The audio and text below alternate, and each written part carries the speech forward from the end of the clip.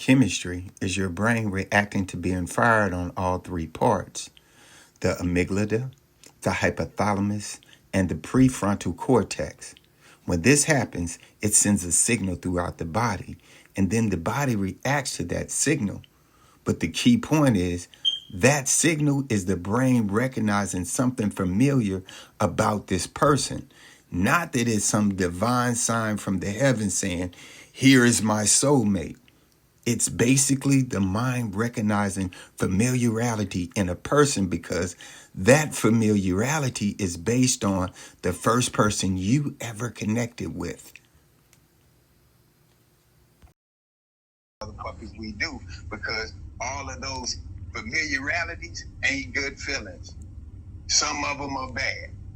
That's why we keep dating the same wrong motherfuckers over and over and over again, because some of that familiarity that we hooking up with these motherfuckers, it ain't good. We want some of it is good, but not all of it is good. We remember that bullshit, right? And then we go around and wind up picking the same type of bullshit because that's what we're familiar to. Right? Miss Janet said her dad was in the streets. He was a husband. And guess where she went? Well, guess what she was attracted to? Guess what she found? Chemistry. Same type. That wasn't a good one. It was a bad one. But that's familiarity. That's how this is why we got to work out the shit with our parents, because we ain't stuck there, right? We ain't stuck there. We ain't got to be stuck there. We got to acknowledge that shit, right? We got to acknowledge our patterns and then start changing our patterns to something else. It's just as simple as that. But here's the thing. The difference is this shit is based in our subconscious mind. And listen, you ain't got shit on your subconscious mind. Your subconscious mind, listen, it regulates your heart. You don't even know how many times you breathe. How many times you breathe in a minute? Guess who knows? Your subconscious do. Because if that motherfucker ain't telling that heart to do what it's doing, it's going to stop doing it. Everything I didn't want, that's what I received in these relationships. I didn't want nobody like my dad. I didn't want nobody. These people came along, but indirectly, it was there. The first husband, again, the second husband, the third husband. Everything that I didn't want I was totally against everything, but those three people. But you were familiar with it, and they was in actuality, Miss Janet, they was safe because you really knew who the fuck they was. They was familiar, right? You knew who they was. You knew they weren't shit for shit. I mean, everybody told me they wasn't. Right. And here's the thing. But that becomes our patterns because it don't matter, because that's what we're familiar to until we heal that trauma. See, absolutely. The trauma didn't start with the first person we dated. It started back from our first relationship with our mother and our fathers, our blueprint. We have a blueprint of who we feel is a woman. We have a blueprint of what we feel is a man. That blueprint ain't always a good one, and it ain't what we think it is. Right? Many of us we want to Bill Cosby. We grew up with the Huxtables, Bill Cosby. Right? We wanted a white picket fence and just 2 kids and a husband. And that's not what we want. Do you know we haven't had a real reality? I'm just saying this, man. I just feel like maybe now we might. I don't know. I don't look at TV no more. But for a long time, we didn't have no real depiction of African American in TV. Correct. Even with the Cosbys, because everybody liked the Cosby, but how many motherfuckers grew up with a doctor who the husband was a doctor and the mama was an attorney? Correct.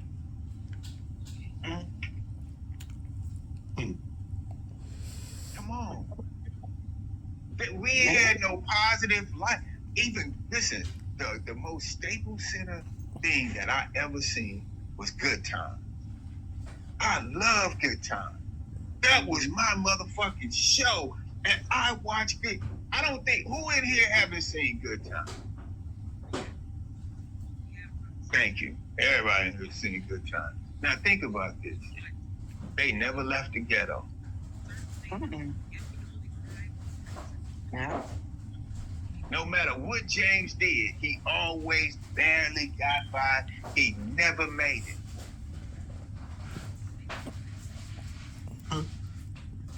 Think about it. Just look at the theme song, shit. Look Theme at song. Goldwater. Man, they never made it. Never made it. That's a cold statement.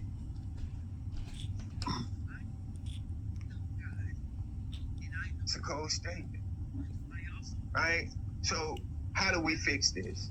We fix this by being conscious that what we think is chemistry is really familiarity. And so now, right, when you meet a motherfucker and you have that chemistry, you say, nigga, this ain't what I think it is. It's just my body's reaction to something familiar. Versus, oh, now my coochie wet and I'm hard.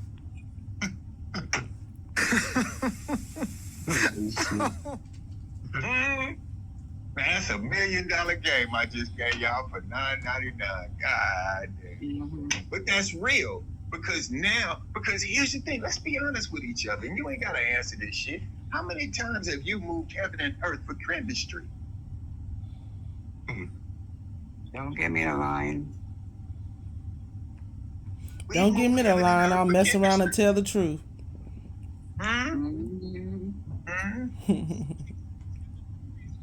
That's what I'm saying.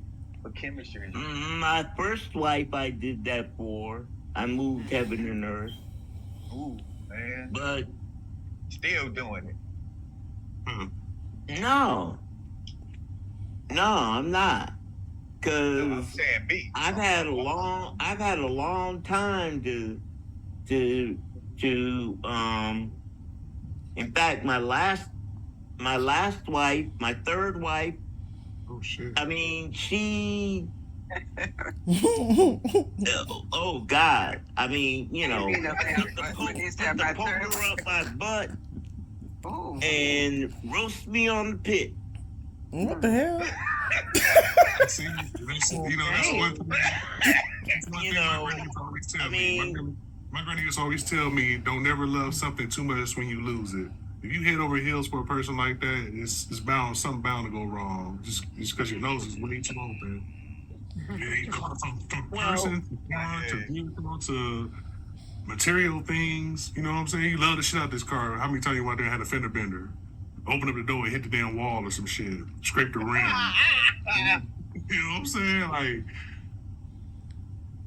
damn, mad as hell. Like, you know, car, it's gonna last longer. She like a car, it's gonna last longer playing. Mhm. Yeah. But you know, sometimes you get a person who presents themselves one way. It's everybody. Well, no, wait a minute. Where they present themselves one way, but they actually have an agenda. And so as long as they can keep you on the hook with their agenda, you know, I mean, their agenda stays hidden. I feel you. But let me say this, right? Because, and Dr. D said something. I've heard that too, right? I'm going to say though, man, not a lot of these old wives' tales, part of what we used to, when I was in school, right? Mm-hmm. One of the things they used to do was to break down old wives' tales. Like, you remember the old saying, starve a cold feed of people? Mm-hmm. That is absolutely the worst motherfucking doctor. Is that the right thing to do? Yes. You actually do starve the cold and feed the people. Yes. No. I think it's the opposite. You starve the few. I think it's the opposite. Exactly. It says eating less during the cold It's the and opposite. more during the fever does not help the body heal. Yeah, it's the opposite. It's the opposite. So we gotta, because I'm gonna tell you, this is what I'm gonna tell you. This is what my mama told me about love, right? And I never forget this shit. She said, "Look, don't never love nobody more than they love you." That's what I was taught. And but here's the thing, that is the wrong motherfucking advice In the world. Yeah. Well, I mean, because Wait a minute, your mama said don't love nobody before they love you? no, More don't than they love love you. anyone more than they love you, Oh. right? And because here's the thing. Let me tell you why that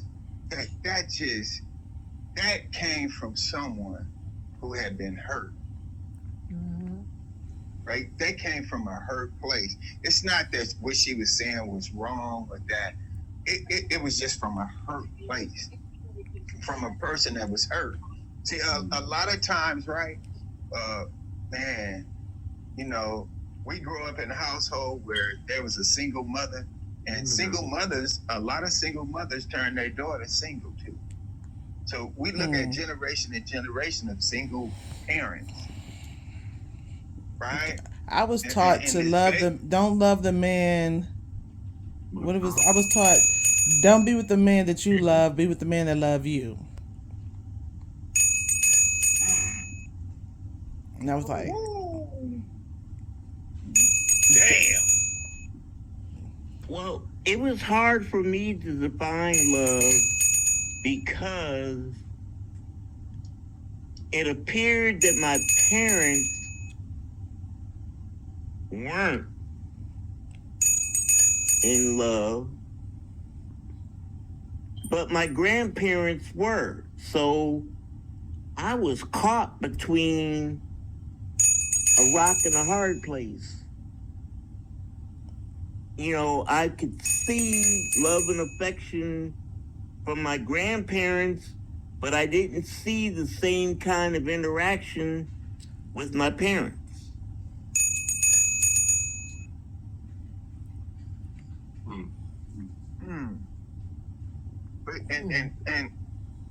But just think about this, Mr. Elder, right? And I want you to think about this and just answer this question for me, right? The first representation of womanhood was from who? Was from who? Was it your mother, your grandmother? Who raised you? Who was the first female entity in your life that you remember? My mother, my grandmother, and my great-grandmother. Okay, they were all in the same house. Okay, so I want you to take them, and then I want you to think about the women that you have dated in your life.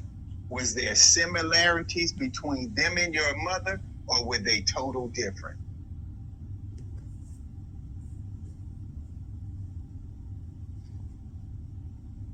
The last one was more like my mother.